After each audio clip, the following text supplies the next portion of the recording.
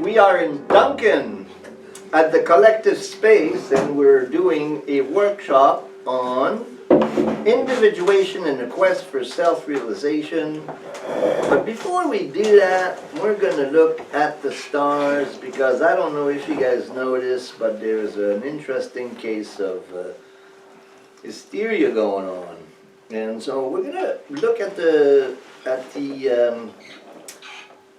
stars and what they have to say about the times that we're going through, and we're going to try to give it some perspective, because everything is a question of perspective, right? And usually when I do this, I start with the sun and the moon, right? And I tell you where the sun and the moon are. And so in this case, I'm going to start with Pluto, and I'm going to go with the furthest planet, and then I'm going to work down. And then I won't get so much to the personal planets. I'm going to talk about what's going on in the collective, in terms of the collective planets, and then we'll look at some times in history, and we're going to compare notes. And so, Pluto in Capricorn. So Pluto in Capricorn. Pluto is death and rebirth. It's transformation. It's affectionately called, I call it affectionately, the rage of the Great Mother. It is Kali. It is so far away, and yet so not massive, but it's got such a heavy density that we feel that gravity all the way here. Of course, we have the Earth in the center, and we have Pluto way out there. And so Pluto entered Capricorn around 2008, and actually probably a little bit earlier than that, entered into Capricorn. And Capricorn is about structures, and Pluto is about death and rebirth. Capricorn is giving form to the ideals of a society.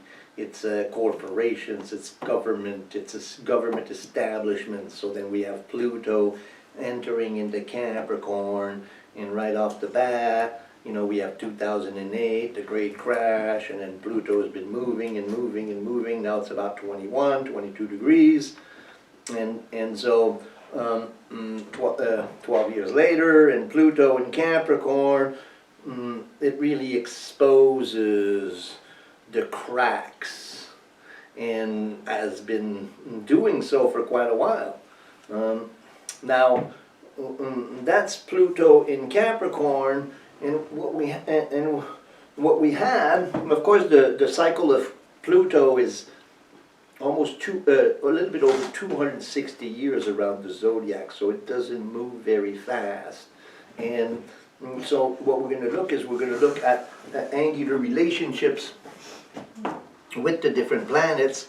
And so in 2008, also what happened is, I'm not quite exactly sure of the dates here, but Uranus came into Capricorn, and so then we had the beginning of what it was called the Uranus-Pluto square. Now in history, Uranus and Pluto in alignment, they're very turbulent times. The cycle of Uranus and Pluto is about 100-year cycle, and so the hard aspects between Uranus and Pluto usually bring about outcomes that are quite difficult. So if we look at the current Uranus-Pluto, now Uranus has moved into Taurus, and Pluto is about here. They're still kind of in square, You know, technically the Uranus-Pluto square is 2008 to 2020. So when 2008 came around, they were in square, and now the square is getting wider, but it's still in orb. And Uranus is the great revolutionary, the bringer of light, and Pluto, you know, death and rebirth. And so the last really hard aspect between the two was the 1960s, 1960 to 1972, and Virgo, and you know, into Virgo. Yes, they were in Virgo and they were in conjunction with each other. And we remember the 1960s, and then if you look back a little further, you find the square in Cancer between Pluto and Uranus in Aries, forming a square. And so 1928 to 1940, 1960 to 1972, and then we have you know, 2008 to 2020, Uranus-Pluto, Great Revolution, Pluto, the rage of the Great Mother. We know what happened in the 60s, and then we know what happens also in the 30s with the Great Depression and the rise of fascism. So when Uranus and Pluto, you know, and then of course the 1960s and the fight against, you know, everything that happened in the 1960s, the rise of the counterculture.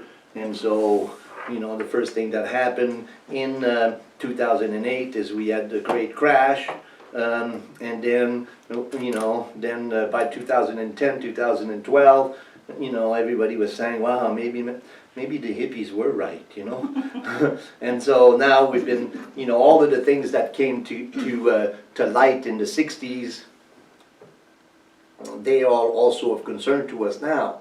And so, you know, the you know, racial consideration, women, you know, fighting against war, the environment, all of these things that became really popular and that we saw the reality of the times changing. Well, you know, we've, you know, really came to confront these issues in the 60s, and then now we're confronting these issues again. So these things are cyclical, you know, are concerned with the Earth. We also had a concern with the Earth in the conjunction of Uranus-Pluto, and so not only the Earth, but you know, so many different causes have come up. So Uranus-Pluto in square, and now Uranus and Pluto is moving away. And we're going to really basically deal with just 5 planets in this little exploration to understand the meaning of the time. So first the Uranus-Pluto. Then we have Neptune in Pisces. So Neptune is also one of the transpersonal planets, very far away. So Uranus, Neptune, and Pluto, known as transpersonal planets or collective planets. Neptune in Pisces, and Neptune in Pisces is in sextile to Pluto, and then soon it'll be sextile with Uranus. But Neptune in Pisces is our urge to merge, you know, or to find salvation or redemption. Liz Green wrote a beautiful book called The Quest for Redemption. It's an analysis of Neptune. So Neptune in Pisces, it's this, you know, kind of interesting trance that occurs in our culture where we would rather look at television than face truth. And it's the mirror, you know, so it's the great delusional mirror. Neptune in Pisces, you know, the particular type of hysteria we're going through at this time, you know, that's really a Neptune in Pisces kind of feel where people are irrational and just kind of hysterical. And so Neptune in Pisces, it also is a quest for transcendence, you know, and so we have a lot of our focus goes into the Neptunian world to try to avoid the tension that's going on with Uranus and Pluto. So these are the three planets and how they are. And then we get into Saturn. And so in when was that? That was the solstice of 2018. That Saturn came into Capricorn. And when Saturn came into Capricorn, Saturn rules Capricorn, it started ruling Pluto. And so then the relation between Saturn and Pluto, and right away we felt it. It's almost like, oh boy. And then through 2018, 2019, and then we had 2020, and January 10th, 2020, Saturn and Pluto were in exact conjunction. Now Saturn has moved a little bit, and by March, sometime in March, actually at the equinox, it's going to go into Aquarius, but only move a couple of degrees, and then it will turn retrograde and come close again to Pluto without actually quite reaching Pluto. But this Saturn-Pluto is really what we're experiencing. Saturn is the limit of the ego. Saturn is about me. Saturn is the lapis. It is the lapis philosophorum. It's the what am I here to do in the world? You know, Saturn always has a limiting factor, but it's mastery. It's what I seek to become. And so it refers to the individual, and Pluto is the Great Mother. Archetypally, we can look at the rage of the Great Mother, or, you know, more simply, Pluto would be Hell, Hades, and Saturn would be the Grim Reaper, the Timekeeper. So you got a conjunction between the Grim Reaper and Hell. And now, to understand fully, you know, and of course we're feeling, you know, that tension really strongly, and we've been feeling it for a while as Saturn and Pluto have been coming closer and closer. Now it's within conjunction. Now let's look at this last time these guys were in conjunction, because that will give us a really good idea of what's going on. They were in conjunction in Libra in 1980 to 1982, 83, 81 to 83 really. They were in conjunction here, and those were really intense times. We had very similar happenings in Iran. We had the fear of nuclear holocaust. We had a very similar, the economy had already crashed as well. We had a very similar president in the United States. We had Ronald Reagan, who in a sense is kind of like this other gentleman that we have in office now. So that was really the last time. And what's interesting is everybody born during that time as Saturn, Pluto, and square to the natal Saturn, Pluto. So, you know, this reality of Saturn, Pluto, usually during Saturn, Pluto conjunctions or any kind of alignment, just for history's sake, let's look at 2001. And in 2001, you know, everybody remembers 2000, Y2K, and in 2001 we had the 9/11 story, and at that point, the day of 9/11, you had Saturn in opposition to Pluto, and you had the moon in a T-square on the day. So just to, you know, give you an idea, and then if you look back in history, whenever there is hard aspects between Saturn and Pluto, it's very intense. But what we have here is we have a conjunction, and conjunction is the end of a cycle and the beginning of a new cycle. So the Saturn Pluto conjunction is really important. Now,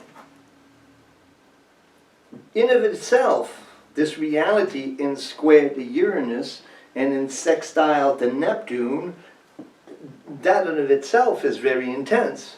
And then we have charming Jupiter, the emancipator, who also just entered in the Capricorn and is coming closer and closer and closer to Saturn, Pluto, and also the square. So what we're going to have is we're going to have,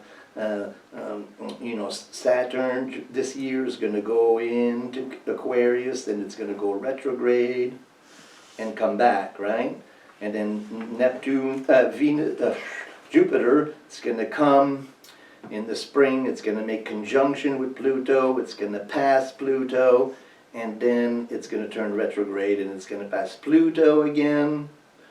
And then Saturn is going to go back as well, and then Jupiter is going to come back again, and then we're going to have the Jupiter-Saturn conjunction, and then we're going to have and in 2021 we're going to have 2 more Jupiter-Saturn conjunction, all in square to Uranus. So that kind of breaks down kind of the astrological weather patterns, and to analyze all of that, of course, when we look at these things, and we've been looking at it, that's what astrologers do, and all astrologers have been looking at this, and myself, I fully expected something major to happen because of this, because in the 1980s, when Saturn and Pluto came together, in 1980, so 82, 83, 81, 83, you had the Saturn-Pluto conjunction, and then earlier in 1980, you had the Saturn-Jupiter conjunction. And in astrology, the alchemists call Jupiter-Saturn conjunction the Maxima Conjunctio, the most important conjunction, and that happens every 20 years. 2020, 1980, 1960, 1940, so you get the drift. This is a very important alignment. Jupiter is emancipation, it makes everything big. Saturn is the Grim Reaper, and then you got Pluto, the Lord of Death. So that's quite the show right off the bat. And then they're going to be in square to Uranus.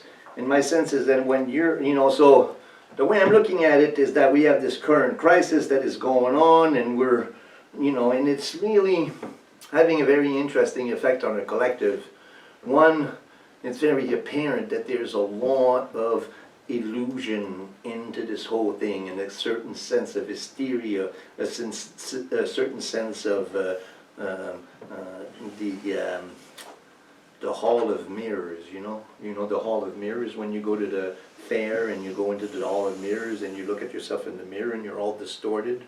Well, there's a lot of that going on, distorting of information, misinformation, and just straight out panic and hysteria. And so that's the Neptunian in it, and then the Jupiter making everything big, and Saturn, what is it about, and Pluto. And then we're having Mars that's coming in, and on the 23rd, Mars will be conjoined Jupiter, and then Mars will conjoin Pluto, and Mars will conjoin Saturn, and then Mars will go on its way. And so to me, that's going to be kind of the real tension. And throughout 2020, we're going to have this dance of Jupiter-Saturn with Pluto. And then 2021, Jupiter and Saturn will square Uranus. And to me, it feels like there's a certain pandemonia or pandemic, as they're using, and it's interesting to look at the roots of these words. Pan, the god of nature, and Diamond, so the god of nature, Pan, demonia. We have a pandemic. We have a Neptunian reaction to, and to me, it is more psychic than anything else. It's a real realization that something's got to change, and how we're dealing with this, and how what it's bringing us in us. It really is represented by these planets. So the 23rd, Mars, Jupiter, the 30th or the 29th, Mars, Pluto, and then Mars, Saturn around the 4th and the first full moon of spring. My sense is that Mars represents my individual will, confronted with Jupiter, confronted with Pluto, confronted with Saturn. This is very unusual, that the Jupiter-Saturn conjunction comes where it's an exact conjunction with Pluto, makes the Saturn-Pluto and the Jupiter-Pluto conjunction that much more intense. And so although we see these kind of situations regularly in history, this is turned up a couple of degrees in terms of heat, the heat that it's packing. And I think we're all experiencing that in different ways, whether it's individually or collectively. The particular Capricorn congregation there is really putting a blow to the establishments that our society are run by. And in a sense that's good news, and in a sense that's bad news.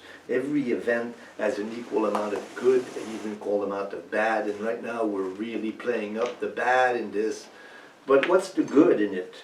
One of the things that I've been noticing in a lot of people's lives is that these are times of new beginning, which we're setting new foundations. Saturn in Capricorn, Pluto, Jupiter, Mars. We're finding new ground for ourselves. We're coming into our power in a lot of ways. And yet, the tension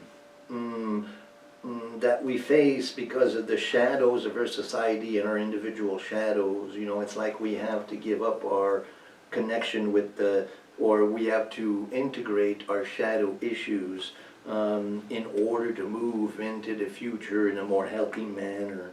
And so symbolically, that's what the times that we're going through would mean. And then of course we just had a new moon, a full moon where the sun was in conjunction with Neptune, and then the first new moon will be, and then the first new moon of spring on the 23rd as well, at the time where Jupiter and Mars conjoined. And then I think what's really important is the next full moon after that, which is around the 17th, I believe, 18th. That full moon will be an exact square to the four planets together. And so my sense is that this tension that we're experiencing in the collective is going to just grow for a while, and we'll have some release of it, but keeping track of Mars, Jupiter, Mars, Pluto, Mars, Saturn, to me, that spells a crisis. And so preparing ourselves for that and realizing that after that things are going to get easier, but also realizing the opportunity. This is the time to be the change that we want to see in the world. And then my sense is that when Jupiter and Saturn move into Aquarius and square Uranus, we're going to have a pretty big pushback in terms of revolutionary activities. Uranus really symbolizing Uranian revolutionary, the light bringers, and Saturn and Pluto in square to Uranus. Then Pluto won't play such a large factor, and Uranus and Jupiter, so then it's you get a sense that the status quo is being dealt a massive blow, and that's going to awaken a certain revolutionary feeling that we're going to see towards the end of the year and coming into 2021. So that's just a little bit of an analysis of what's going on with our current times. I didn't introduce the personal planets because I wanted to focus on the big hitters, the heavy hitters. Any questions do we have? Yeah, what is a collective shadow issue, like an example? The collective shadow issue, an example, well, an example of it would be how we treat the environment. Right? That would be a big shadow. You know, our lifestyle comes at a cost. And that cost is that we destroy so much forest and so much, and then we're doing crazy things in Alberta where we're creating environmental disasters that you can see from the moon. And so, I used to live in Ashcroft, and Ashcroft has a little mine, a copper mine, and they dug such a big hole there that you can see it from the moon. And so our lifestyle comes at a cost, and we really don't seem to have any respect for the earth. And so that's the shadow of our society, is that yes, in a sense, we've done so much, and we have so many tools, and we're doing so wonderful, and yet we are so disrespectful to the feminine, to the natives, to the environment, and the list goes on and on. So there's quite a bit of shadow in our wonderful Prime Minister promised today $1 billion fund for dealing with COVID, but you have murdered and abused women and they can't get any support, or you have countless homeless people, and more people die from that than have died from from this disease, but we're not willing to do anything about that. And so to me that exposes the shadow in the situation, and I think that it's becoming quite obvious that something very Neptunian, very deceptive is going on, yes. So this is all gonna come out in the next, what you were saying about the different aspects there, and you were giving dates, that would be April, right? March 23rd, March. March 30th, April 4th, yeah. So very well, when I was looking at the charts for this year, I saw, whoa, spring's gonna come in like so heavy. And it's interesting, because you study astrology and you look at these things and you think, okay, how is it gonna play itself out? You can see these signatures, and you can think, oh, it's gonna be really intense. And especially we thought that the Saturn Pluto exact conjunction, and we were thinking about that, wow, in January 10th we had and for about a month, Saturn and Pluto were in exact conjunction. That's probably when this disease was born, and so we can see, and now it's hitting, and then there are other factors as well, the gas prices and the conflict between Russia and Saudi Arabia, and then the economic markets and everything, so I fully expected something, and I've been talking about this for a few years already, and talking about it in my workshops and helping people prepare for it, and now we're into it, and then we're kind of like, oh, it's kind of real, isn't it? But at the same time, there's a lot of Neptunian in it, and again, I think it's important to see that the paradox is there, that everything that is bad has some good. Oh yeah, I was going to start with a story. Okay, so here's my story. Shucks, I missed my cue. All right, well, doesn't matter. I'll tell you the story. This is a story that Liz Green tells in the Astrology of Fate, the Merchant of Istafan. So a rich merchant once lived many moons ago, and his daughter was going to get married, so he called his chief servant, and he gave him a big bag of gold, and he said, okay, you take that gold, and you take my horse, and you go to the market, my daughter's getting married, and you go and buy everything that is needed for the wedding. So the servant goes into town with the horse, and starts buying everything, and he sees death there, the Grim Reaper, and he sees death there, and he says, and death points the finger at him. And he goes, oh no. So he climbs on the horse and starts running away from town. And he gallops out of town, and he gallops and he gallops, and he goes to one village, and he says, oh no, that's not far enough. And he gallops and gallops and gallops, and he comes to the second village, and he says, oh no, that's not far enough. And he goes, and he comes to the third village, and he comes and he takes the merchant's gold, and he buys himself a hotel room, and a hotel, and he goes, and he comes into his room, and he lays on his bed, and he thinks, I've outrun death. And then he hears a knocking on the door, and he opens the door, and death is there. And death says to him, I saw you at the market this morning, and I wanted to say to you that we had an appointment here tonight. And so we cannot avoid our own destiny. And this is a story in the Astrology of Fate, which is a book about Pluto. And so Pluto is our destiny. And in a sense, we are being forced to face the fallacy of our society. And, it's really showing cracks. And so these are powerful times.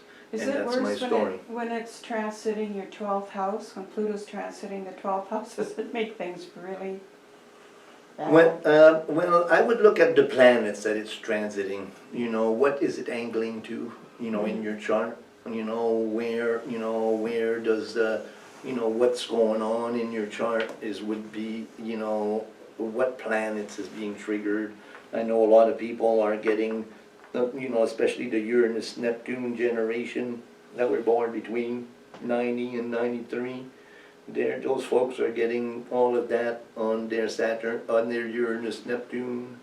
The people that have Saturn, Pluto here are getting a square, and there are different things, that are going on. All, the people that were born in the 60s are getting a sextile. So any planet that you have in the cardinal signs will be affected greatly by what's going on. And so, everybody will feel it because these planets are somewhere in your chart, you know. And so, but there are those of us who are more affected than others. And then there's the Neptunian reaction, this kind of illusion, this kind of hysteria that's going on. So wherever Neptune is in your chart, that's kind of how you're connecting with that. And then where Uranus is in your chart, so those are the outer planets, and they govern the collective much more. Saturn and Pluto govern what I'm going to do in society, my hope and my faith, and my determination to get it done. So then really there's a very interesting, where a lot of us are reassessing what it is that we're here to do in the world. And so the crisis is very good in that way. It is forcing us to reassess, what are we doing in the world, and how can I be aligned in purpose and in harmony with Mother Earth and with the Great Mother.